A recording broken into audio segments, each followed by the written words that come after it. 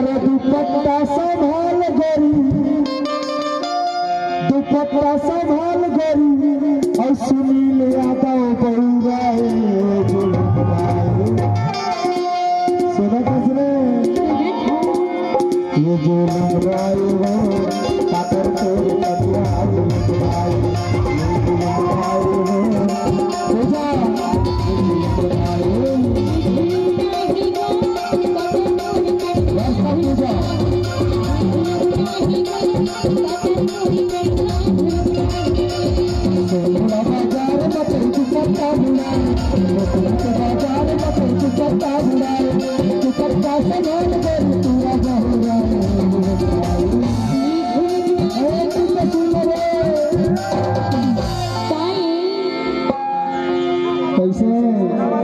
दूसर के मया में फंस के कार्य निर्मोही बहुत लेट से आता साल।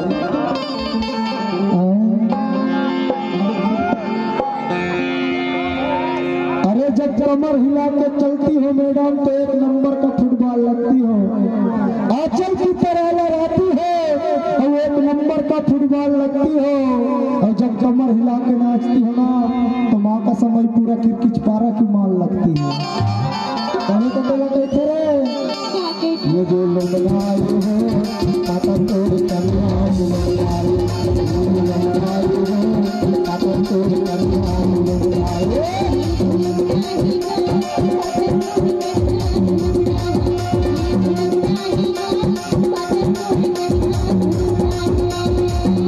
बाजार में तेरे पत्ता बुलाए, बाजार में तेरे पत्ता बुलाए, पत्ता से ढोल के पूरा हो जाए।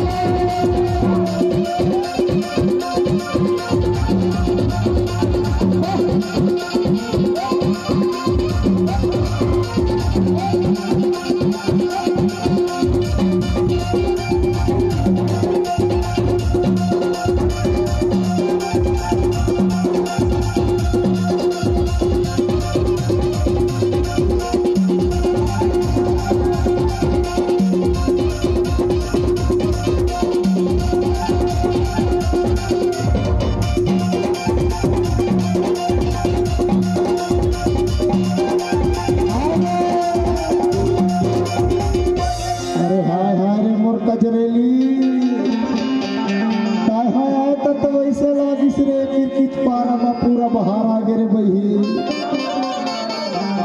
सुना था। अरे खुला खुला बाल तोड़ कर मेरेगा,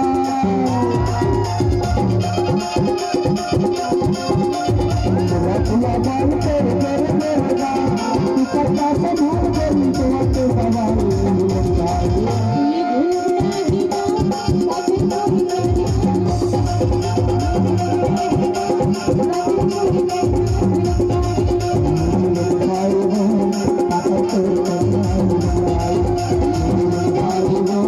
Papa